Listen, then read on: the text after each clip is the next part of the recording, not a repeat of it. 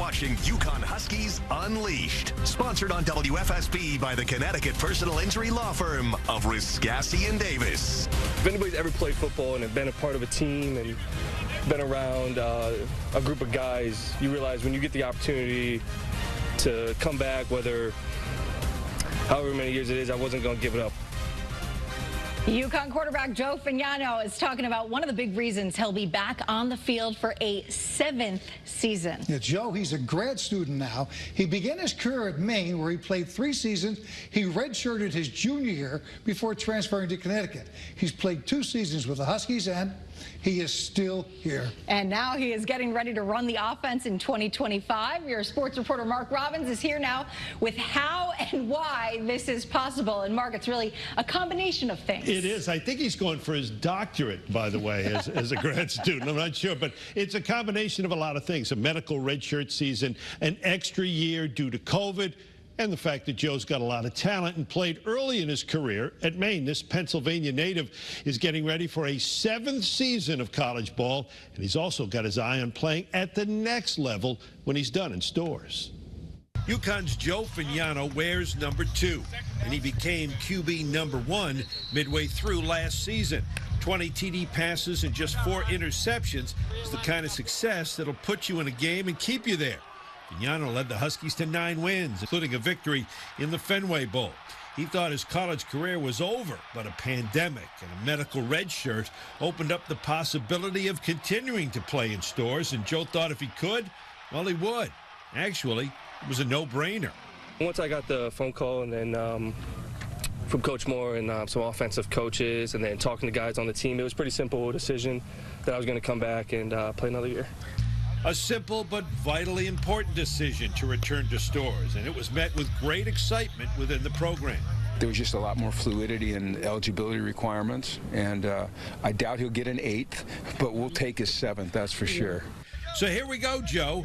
Year 7 is fast approaching, and it's time to get this team primed for another winning record and a bowl game appearance. Last year doesn't mean anything. It's a whole new start. It's great to be able to look back, but at this point right now, nobody's worried about last year. This is a whole new team, and we have something to prove. As I seen a quote from Bill Belichick the other day, it was like, Tom Brady, we can't gain a yard until the ball's out of your hands. And like that just kind of resonates with me because like it's true. Like I got to get the ball to Cam. I got to get the ball to all these playmakers that we have on this field. That's a smart way to look at things, and it's part of what Jim Mora likes about his quarterback's overall game.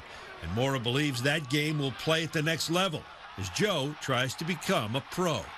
I would not write Joe off as a guy that will finish his career at UConn. I think that Joe is pretty special. I think there's some real qualities, and certainly, you know, he's going to be a mature player when he gets done playing here. And you know, I think that he has a lot of value, not just at this level, but at the next level, whether it's the NFL or the USFL or Canada. I think he can continue to play. Now, dating back to his freshman season of 2019, Joe's thrown for more than 7,000 yards, 65 touchdowns as well. You know, Joe Fagnano has been around college football so long, his teammates are starting to call him Grandpa. In fact, Joe's so old, he's played on the field with a member of UConn's coaching staff. This guy, Jackson Mitchell, an all-New England linebacker for the Huskies who just last year began his NFL career, signing with the Carolina Panthers. And after he played for the Panthers against the Patriots, he then moved on to the Las Vegas Raiders and then came back to Carolina during the season and then went back to Vegas in the offseason. The Raiders waived Mitchell late April, but he's still got hopes of playing pro ball. In the meantime, the opportunity to come back to his alma mater and get involved as a coach is something special. So I've been here all summer. Now I'm coaching in training camp here, and you know, if things don't happen in the NFL, I'll probably stick around here for the season. Yeah. What has surprised you about being a coach? I guess there's a lot more that goes into just running practices and make sure everything runs smoothly just in the building and throughout this team that you kind of don't see as a player. You kind of just come out and play and think everything just magically happens, but there's a lot of work that goes in behind it. Mitchell still believes he can play professional football and is confident he'll get a call at some point, maybe from the NFL, UFL, or maybe even the Arena League. Time will tell. Joe and Aaron, back to you. All right, thank you, Mark. Another one of UConn's coaches is also getting some preseason notoriety. Yeah, running back coach Antonio Wilcox made a list of 30 under 30 as one of the top coaches in the country under age 30. The site 24/7 Sports put that list together. UConn's running game has been enjoying a lot of success. Last year, the Huskies recorded the second most rushing yards in program history. I try to be the calm, so I try and stay pretty even-keeled. Coming up next, I'll sit down with Kathy Mora to find out how she prepares for the season and what she does for the players off the field. Before we head to the break, hey, check this out.